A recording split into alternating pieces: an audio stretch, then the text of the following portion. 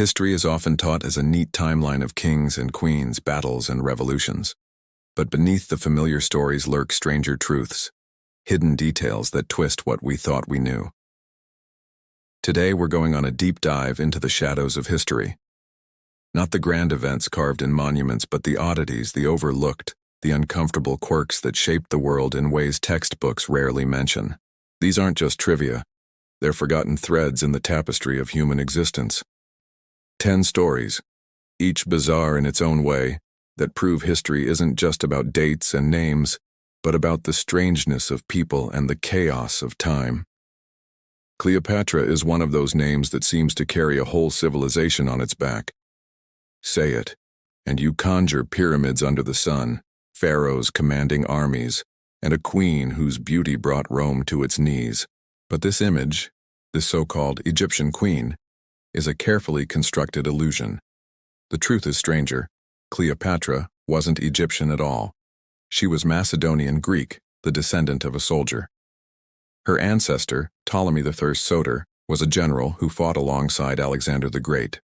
When Alexander's empire splintered after his death in 323 BCE, Ptolemy carved out Egypt as his personal prize. From that moment on, a foreign dynasty ruled the Nile. For nearly 3 centuries, the Ptolemies lived like Greek monarchs transplanted onto Egyptian soil, speaking Greek in their palaces, importing Greek scholars to Alexandria, and marrying almost exclusively within their own bloodline, sometimes even their siblings, in a tradition borrowed more from Egypt than Greece. Cleopatra VII, the woman history remembers, was the last of that dynasty. Born in 69 BCE, she broke the mold of her predecessors in one key way. She bothered to learn Egyptian. She became fluent not just in her native Greek, but in at least half a dozen languages: Hebrew, Aramaic, Parthian, Ethiopian, even the speech of the Medes and Persians. Ancient historians marveled that she could speak directly to foreign emissaries without interpreters. To her people, this mattered. Here was a ruler who didn't just sit on the throne like a Greek transplant. She presented herself as Isis reborn, the divine mother goddess of Egypt. Her political genius was in how she played identity like a card game. To Egyptians, she was a living pharaoh. To Greeks, she was a learned Hellenistic monarch. To Romans, she was a cunning ally. Or, depending on who was telling the story, a dangerous enchantress. She became what people needed her to be. That ability to slip between roles is what kept her alive in a world where alliances shifted like desert sands. And yet, when Rome finally came crashing down on her world, history twisted her story again. Roman propagandists, chiefly Octavian, who would become Augustus, painted her as a scheming temptress, the woman who bewitched noble Romans and dragged them into ruin. This wasn't history, it was political spin. Octavian needed an enemy to justify his rise, and Cleopatra was the perfect villain. The result is that 2,000 years later, many people still see her through the lens of Rome's propaganda. So what's the lesson here? Cleopatra reminds us that history is often theater. Who we think she was, the exotic Egyptian queen, is only one mask among many. She was Greek by blood, Egyptian by choice, and in the end, Roman by tragedy. The fact that her constructed image outlived the truth says as much about us as it does about her. We remember the performance, not the person. And maybe that's the greatest irony of all, that a queen so skilled at shaping her identity still couldn't control how history chose to remember her. When we think of Australia, we picture kangaroos bounding across the red desert, cattle stations stretching to the horizon, or maybe bushrangers on horseback. But few know that for a time, Australia was on track to become the land of camels. Yes, camels. Thousands of them, shipped halfway across the world and released into the outback to serve as the engines of empire. The story begins in the mid-19th century. Europeans had pushed inland, hungry to map and exploit the vast interior. But the harsh deserts and punishing heat proved nearly impossible for horses and oxen. The land was brutal, and explorers were dying of thirst. Enter the camel, a creature perfectly built for desert life, able to carry enormous loads, survive on little water, and cross terrain that bogged down wagons. Camels were the answer to Australia's logistical nightmare. So, from the 1840s onward, ships began arriving with cargo not of wool or wheat, but of humped beasts and their handlers, men from Afghanistan, Baluchistan, and parts of India. These cameleers were experts in desert navigation, and while colonial society often treated them as outsiders, their role was critical. They became the lifeline of the interior. Camels carried supplies to remote towns, hauled telegraph poles across the Nullarbor, and even played a role in building the overland telegraph line, the railway, and frontier infrastructure that stitched Australia together. Without them, settlement of the interior would have been far slower, perhaps impossible. By the late 1800s, camels were everywhere in the outback. Entire camel trains stretched across the horizon, laden with goods. Afghan cameleers set up camps that became hubs of trade and culture. In towns like Alice Springs, mosques rose beside pubs, their minarets a strange but enduring symbol of how foreign labor had literally carried Australia forward. And yet, as quickly as camels rose, they fell. The invention of motor vehicles in the early 20th century made them obsolete. By the 1930s, trucks were replacing camel trains. Cameleers, marginalized and excluded from citizenship by the White Australia policy, often returned home, or were left destitute. And the camels themselves? Many were simply released into the wild. What happened next is one of history's strangest twists. Those abandoned animals didn't just survive, they thrived. Australia's deserts proved perfect breeding grounds. With no natural predators, the camel population exploded. Today, Australia has the world's largest population of wild camels, estimated at hundreds of thousands. They roam the deserts, tearing down fences, drinking water holes dry, sometimes even wandering into towns. Once they were engines of progress, now they are pests. But here's the kicker. Despite government culls, Australia also exports camels back to the Middle East. The descendants of the camels shipped from India and Afghanistan are sent overseas as racing animals and meat. In a way, the empire of camels lives on, its story looping back across oceans. This forgotten chapter of history tells us something about colonial ambition. How quickly humans import, exploit, and discard both people and animals. The Afghan cameleers left behind legacies often erased, and the camels themselves became ghosts of empire, still wandering the deserts long after their masters are gone. Picture this. It's a chilly January day in 1919, and you're walking through Boston's North End. The Great War has just ended. Prohibition is looming, and the city hums with post-war energy. Suddenly, without warning, a wall of brown death comes thundering down the street. Not water, not mud, molasses. 21 people died that day, crushed and suffocated by a wave of syrup moving at 35 miles per hour. It sounds like something out of a fever dream, but the Great Molasses Flood was terrifyingly real. On January 15, 1919, a massive steel tank belonging to the Purity Distilling Company burst open, releasing 2.3 million gallons of molasses into the streets. The tank was 50 feet tall and 90 feet in diameter, a monument to industrial carelessness that had been leaking and groaning for years. But here's what makes this disaster truly bizarre. Molasses isn't just sticky. In that quantity, it becomes a liquid bulldozer.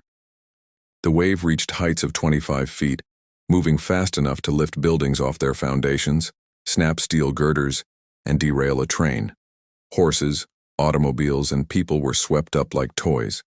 The sticky mess coated everything, turning rescue efforts into a nightmare. Firemen couldn't use their hoses. Water just made the molasses spread further. Why did the tank burst? Shoddy construction for starters. The company had built it quickly to beat prohibition laws, storing molasses to be fermented into rum and industrial alcohol. They'd skimped on safety testing, ignored the tank's constant leaking, and painted it brown to hide the rust. When filled to capacity and hit by an unusually warm day that expanded the contents, the tank simply couldn't hold. The cleanup took months. Workers had to use salt water from the harbor, the only thing that could dissolve the molasses, and even then, the streets stayed sticky for years. Local legend claims you could smell molasses in Boston's North End on hot summer days well into the 1960s. But the real story here isn't just about a freak accident. The molasses flood marked a turning point in corporate responsibility.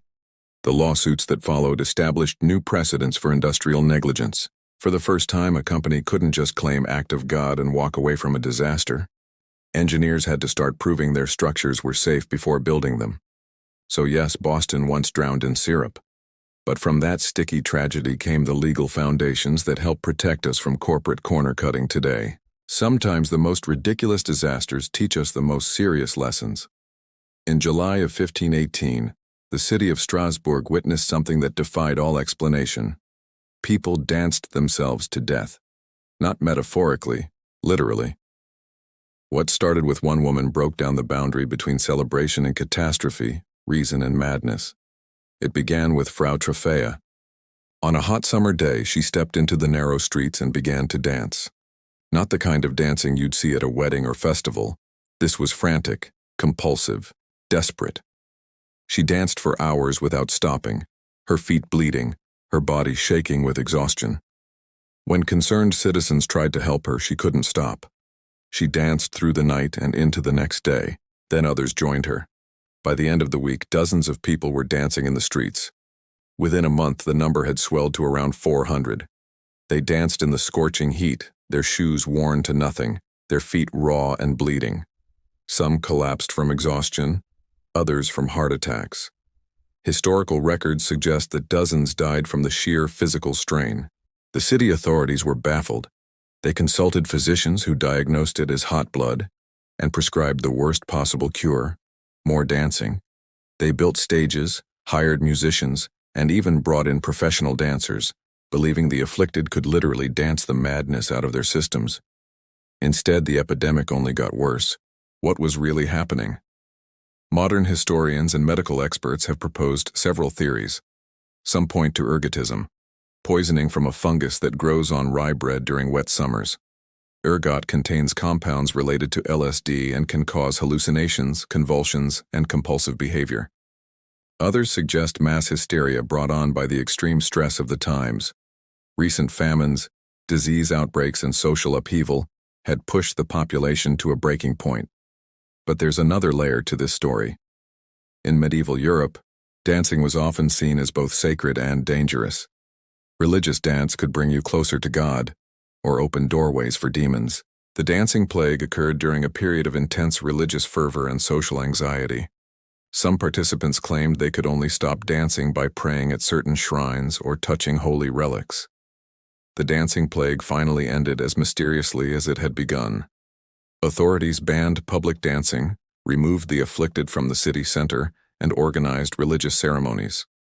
The dancers gradually stopped one by one until the streets fell silent again. This wasn't the only dancing plague in medieval Europe.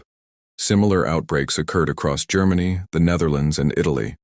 But the Strasbourg incident was the largest and best documented. It stands as a testament to the power of collective psychology, how fear, stress, and social pressure can literally make people lose control of their own bodies. In our age of viral videos and social media contagion, maybe the dancing plague isn't so hard to understand after all. Sometimes the line between individual and crowd control and chaos is thinner than we'd like to believe. Meet Tarare, a name that sounds innocent enough until you learn what it represented. Born in rural France around 1772, he became history's most disturbing example of human appetite gone completely mad. This isn't a story about picky eating or weird food preferences. This is about a man whose hunger was so extreme, so unnatural, that it still baffles medical experts today. Tarare could eat anything, and by anything I mean literally anything. As a child, he devoured entire baskets of apples, raw meat by the pound, and once famously swallowed a basket of live eels without chewing. His parents, horrified and unable to feed him, kicked him out when he was just a teenager. He joined a traveling show, where his act was simple, eating whatever the audience threw at him. Rocks, corks, live animals, it didn't matter. His stomach was a black hole with legs. During the French Revolutionary Wars, Tarare briefly became a military asset. French commanders, desperate for intelligence, had a mad idea. What if they could use this human garbage disposal as a spy? They gave him a wooden box containing secret documents and watched him swallow it whole. The plan was for him to cross enemy lines, get captured, retrieve the message naturally, and pass along the intelligence. Unfortunately for French military history, Terrare was caught immediately and nearly executed. Turns out, being able to eat a box doesn't make you a good spy. But Terrare's condition grew worse, not better. Military doctors studied him like a laboratory specimen. They fed him massive quantities of food, enough for 15 men, and watched him devour it in minutes, only to become hungry again within hours. His body was grotesque. His mouth could stretch wide enough to hold a dozen eggs, his stomach distended like a balloon, and his body temperature ran abnormally hot. Witnesses described an awful smell that surrounded him constantly, so rank that people could detect his presence from rooms away. The breaking point came when Terrare started eating things that weren't food. Hospital cats and dogs began disappearing. Then came the accusation that crushed whatever sympathy people had for him. A 14-month-old baby went missing from the hospital, and Terrare was the prime suspect. Whether guilty or not, he fled Paris and disappeared into obscurity. He died in 1798, still young, his body wasted despite his legendary appetite. During the autopsy, doctors discovered his stomach was enormous, far larger than any normal human's, and filled with ulcers and strange formations. His gullet was abnormally wide, his liver and gallbladder massively oversized. Even in death, the smell was overwhelming. What was wrong with Terrare? Modern medicine offers several theories. Hyperthyroidism, a damaged hypothalamus, or perhaps Prader-Willi syndrome. But none fully explain the extremity of his condition. He remains a medical mystery, a man whose body seemed to operate by different rules entirely. Terrare's story isn't just about appetite, it's about the thin line between medical curiosity and human exploitation. In an age before ethical medical standards, he was studied, displayed, and ultimately abandoned by a society that saw him as a freak rather than a patient. His legacy reminds us that some hungers can never be satisfied, and that the human body can be more alien than we ever imagine. Imagine waking up in June and finding snow on the ground. Picture summer arriving with frost-killed crops and skies the color of dried blood. In 1816, that's exactly what happened across much of the world. They called it the year without a summer, but it was really the year that showed just how quickly our planet's climate could flip from life-giving to life-threatening. The trouble began in April 1815, half a world away, on a small Indonesian island called Sumbawa.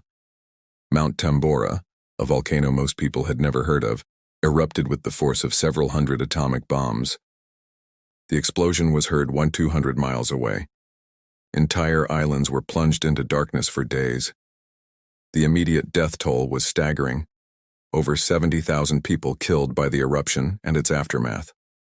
But the real horror was just beginning. Tambora shot millions of tons of ash and sulfur dioxide into the atmosphere, creating a global sunscreen that blocked solar radiation for more than a year. What started as a local disaster became a worldwide climate catastrophe. In Europe, the summer of 1816 was a nightmare. Crops failed across the continent.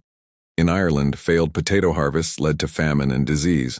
In Switzerland, people abandoned their farms and emigrated to warmer regions. France experienced food riots. Even as far south as Italy, snow fell in June and July.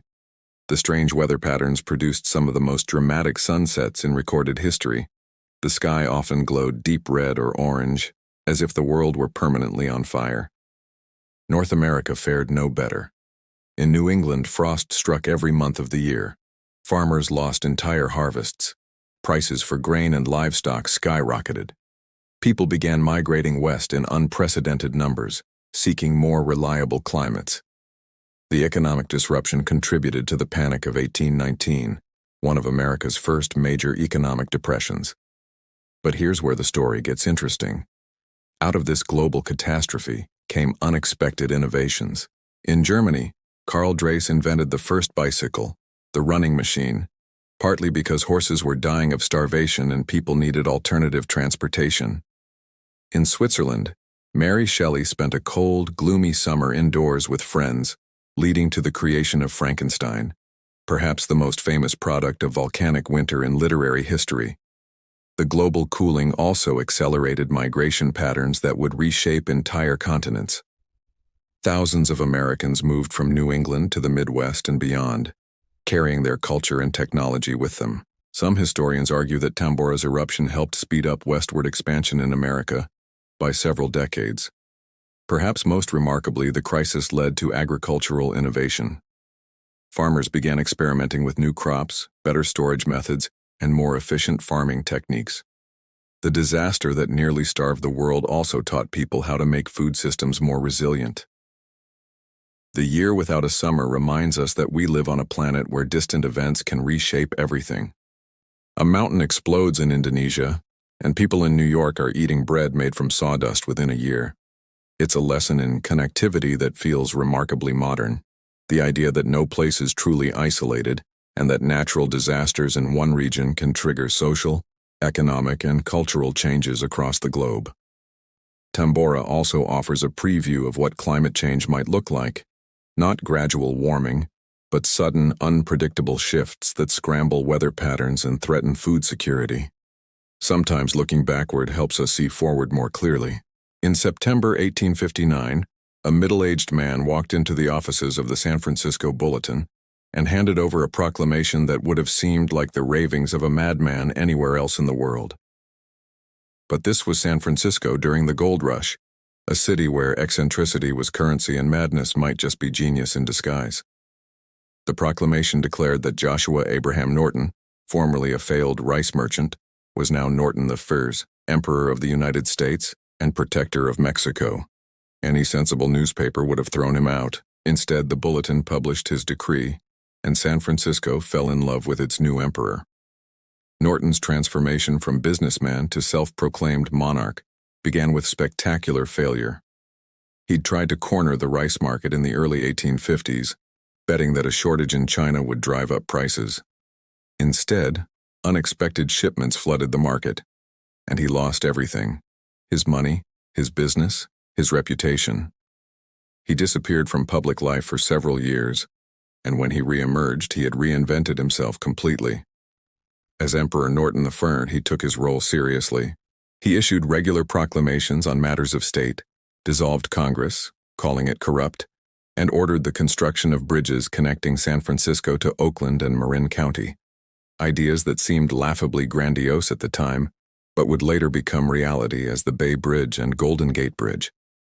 He abolished political parties, declared universal religious tolerance, and once ordered the army to arrest Congress for ignoring his decrees. What made Norton extraordinary wasn't his delusions. It was how San Francisco responded to them. Rather than mock him or lock him away, the city embraced him. Restaurants served him free meals in exchange for the privilege of displaying, by appointment to His Imperial Majesty signs. Theater owners reserved seats for him at opening nights. The local census listed his occupation as emperor. When his self-made uniform became tattered, the city council voted to buy him a new one, complete with gold epaulets and a sword. Norton even had his own currency. He issued imperial bonds that some local businesses actually honored. His royal decrees were published in newspapers not as curiosities, but as legitimate news from the imperial court. When he died in 1880, over 30,000 people, roughly 1/10 of the city's population, attended his funeral. But Norton wasn't just a beloved eccentric. His reign revealed something profound about American democracy and the nature of leadership.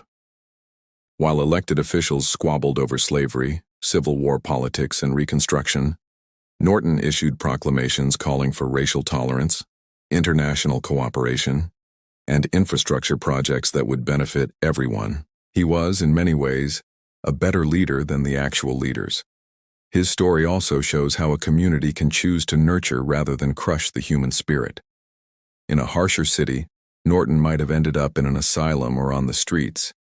But San Francisco, perhaps because it was itself a city of dreamers and misfits, recognized that sometimes the most profound truths come from the most unlikely sources. Emperor Norton's legacy endures. There's a bridge named after him, a street, and countless references in San Francisco culture. More importantly, he represents a uniquely American idea, that in a democracy, anyone can declare themselves important, and if they do it with enough conviction and kindness, the people might just agree. In our age of social media influencers and self-made celebrities, Norton seems less like a madman and more like a pioneer. He understood something that modern marketers spend billions trying to figure out: that authenticity, even delusional authenticity, can be more powerful than any traditional form of authority. The London beer flood of 1814 sounds like the kind of tall tale you'd hear in a pub after too many pints. But it really happened, and it was about as far from funny as you can imagine. On October 17th, in the heart of London's industrial district, a tsunami of beer killed 8 people and destroyed an entire neighborhood. It was a disaster that proved even the most British of commodities could become a weapon of mass destruction. The trouble started at Moo and Company Brewery in the parish of St. Giles. This wasn't some small-time operation. Moo was one of London's largest breweries, specializing in porter, the dark beer that had become the drink of the working classes. The brewery stored its product in massive wooden vats, some over 20 feet high and holding more than 3,500 barrels of beer each. These weren't just containers. They were wooden monuments to industrial ambition, held together by iron hoops and sheer optimism. At 5:30 p.m. on that fateful October evening, one of the largest vats simply gave up. An iron hoop snapped, and 3,500 barrels worth of porter came crashing down. But that was just the beginning. The force of the beer cascade knocked over several other vats, creating a domino effect that released over 388,000 gallons of beer in a matter of minutes. Picture this: a 8-foot-high wave of brown liquid thundering through the narrow streets of one of London's poorest neighborhoods. The beer flood destroyed 2 houses completely, damaged several pubs, the irony was not lost on anyone, and even knocked down part of the Tavistock Arms pub, where coincidentally several patrons were holding a wake for a deceased friend. They probably never expected to be nearly drowned by the very substance they were drinking to honor the dead. The casualties were heartbreaking. A mother and daughter were killed when their home collapsed. Several people died in the basement of the Tavistock Arms. Others were simply swept away by the current. The neighborhood, already struggling with poverty and overcrowding, was devastated. Streets remained sticky and smelling of beer for months. But here's where the story takes a particularly British turn. The brewery owners faced a lawsuit, but their defense was that the disaster was an act of God, and therefore not their responsibility. Amazingly, they won. The court ruled that the flood was an unavoidable accident, and Moo and Company was cleared of all charges. They even claimed tax relief on the lost beer, arguing that since it hadn't been sold, they shouldn't have to pay duty on it. The local community, meanwhile, got creative with cleanup efforts. Neighbors brought buckets and pots to collect what beer they could salvage. Some enterprising souls charged admission for people to view the disaster site. There were reports of people getting drunk just from the fumes lingering in the flooded areas. The beer flood highlighted the dangerous side of London's rapid industrialization. The city was growing faster than its infrastructure could handle, and safety regulations were practically non-existent. Giant industrial operations were built right next to crowded residential areas, with predictably catastrophic results. But the disaster did lead to changes. Building codes were strengthened, and the brewing industry began using different materials and designs for their storage systems. The wooden vats that caused the flood were gradually replaced by safer alternatives. Today, a plaque marks the site of the brewery, and the beer flood lives on in London folklore. It's become a symbol of the city's ability to find dark humor even in tragedy, though for the families who lost loved ones, it was anything but amusing. The story reminds us that progress often comes with unexpected dangers, and that even the most mundane industrial processes can have deadly consequences when safety is sacrificed for profit. Sometimes the most British disasters teach the most universal lessons. Between 1870 and 1890, 2 of America's most prominent paleontologists waged a battle so vicious, so petty, and so destructive that it nearly destroyed the entire field of dinosaur research. They called it the Bone Wars, but it was really a clash of egos that turned scientific discovery into blood sport. The casualties weren't just professional reputations. Entire fossil sites were dynamited, careers were ruined, and some of the most important dinosaur discoveries in history were lost to spite and sabotage. In one corner, Othniel Charles Marsh, a Yale professor from a wealthy family who could fund his own expeditions. In the other, Edward Drinker Cope, a brilliant self-taught paleontologist from Philadelphia with a talent for finding fossils and making enemies. They started as colleagues, even friends, but their relationship soured faster than milk in August. The feud began over a simple mistake. In 1868, Cope reconstructed a plesiosaur fossil and proudly displayed it to his peers, with the skull placed on the tail instead of the neck. Marsh politely pointed out the error in front of other scientists, humiliating Cope in public. From that moment on, they were mortal enemies. What followed was a scientific arms race with no rules and no referee. Both men hired teams of fossil hunters and sent them west to scour the American Badlands for dinosaur bones. But instead of sharing discoveries and advancing human knowledge, they turned paleontology into a winner-take-all competition. The tactics were ruthless. Marsh's team would follow Cope's diggers to promising sites, then try to bribe away their workers or steal their fossils. Cope retaliated by spreading rumors about Marsh's incompetence and sending spies to infiltrate his expeditions. Both men published hasty, often inaccurate papers just to claim priority on new species discoveries. They named dinosaurs after each other as insults. Marsh created Copiosaurus, not as an honor, but as a scientific middle finger. The violence escalated beyond professional sabotage. Fossil hunters carried rifles to protect their dig sites. There were reports of armed confrontations between rival crews, with each side accusing the other of theft, trespassing, and worse. Some of the most important fossil beds in Wyoming and Colorado became battlegrounds where science met the Wild West. Both men burned through fortunes funding their private war. Cope eventually went broke and had to sell his fossil collection. Marsh, despite his family money, also faced financial ruin toward the end of his career. Worse, their feud damaged the credibility of American paleontology. European scientists looked on in horror as two of America's leading researchers acted like children fighting over toys. The real tragedy was what we lost. In their rush to one-up each other, Marsh and Cope often used dynamite to extract fossils quickly, destroying delicate specimens that could have provided crucial scientific information. They hoarded discoveries instead of sharing them, slowing down research that could have advanced our understanding of prehistoric life by decades. And yet, paradoxically, the Bone Wars also accelerated dinosaur discovery. The competition, however destructive, drove both men to work harder, dig faster, and explore more territory than they might have otherwise. Between them, they discovered and named over 130 dinosaur species, including some of the most famous: Triceratops, Stegosaurus, Allosaurus, and Diplodocus. Their rivalry put American paleontology on the map and sparked public fascination with dinosaurs that continues today. The war finally ended, not with reconciliation, but with exhaustion. Cope died in 1897, still convinced that Marsh was a fraud. Marsh died 2 years later, having spent his final years defending his reputation and his discoveries. Their feud outlasted both of them. Even their obituaries took shots at each other. The Bone Wars teach us that science, for all its claims to objectivity, is still a human endeavor, subject to all the petty emotions and destructive impulses that make us human. Competition can drive innovation, but unchecked rivalry can also destroy the very thing we're competing over.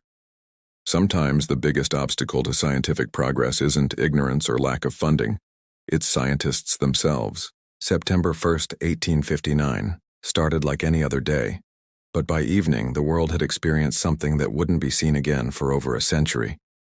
Telegraph lines across North America and Europe spontaneously burst into flames. Compasses spun wildly. The aurora borealis appeared as far south as the Caribbean, so bright that people could read newspapers by its light. Gold miners in the Rocky Mountains woke up thinking it was dawn. And in the most bizarre twist of all, some telegraph operators discovered they could unplug their machines from electrical power and still send messages using only the energy crackling through the atmosphere.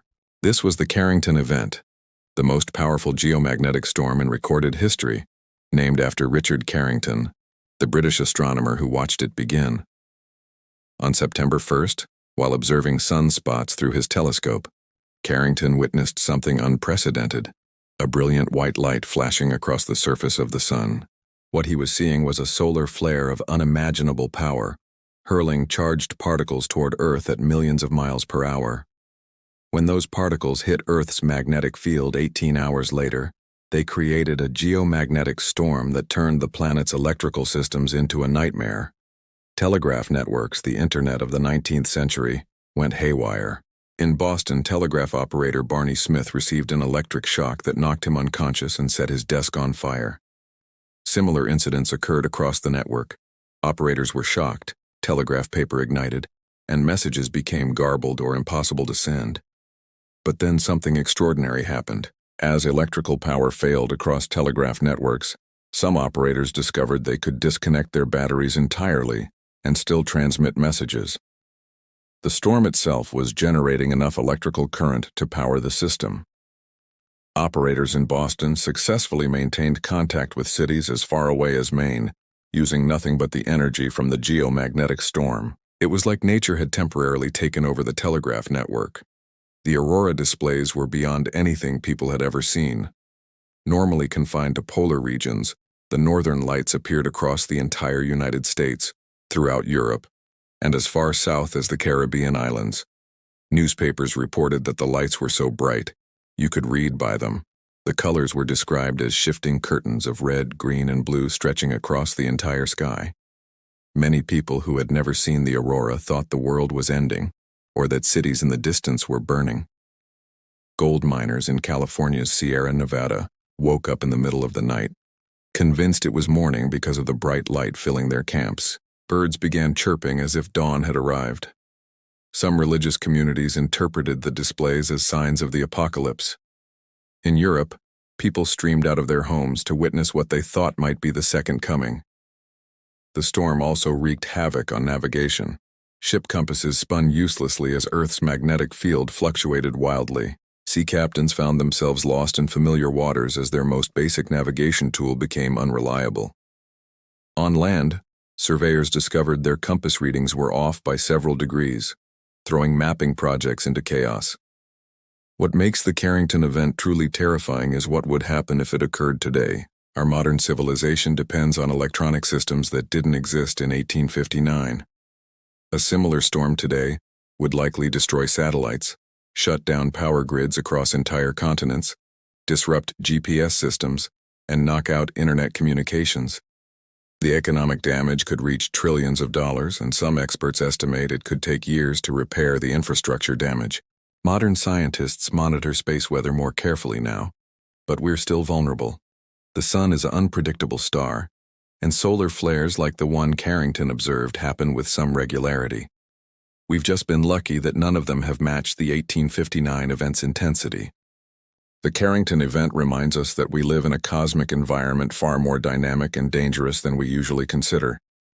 The sun, our source of life, is also a potential destroyer of the technological civilization we've built.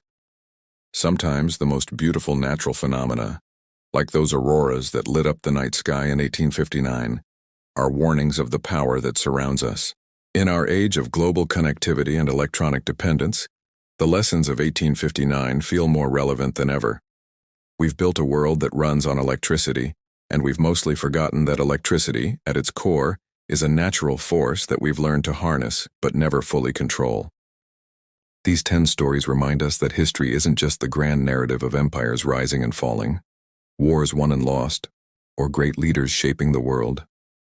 It's also the tale of camels wandering the Australian outback, of people dancing themselves to death in medieval streets, and of telegraph operators sending messages powered by solar storms. It's about emperors who never ruled anything but captured everyone's imagination, and about how a woman from ancient Greece became the face of an entire civilization that wasn't even her own.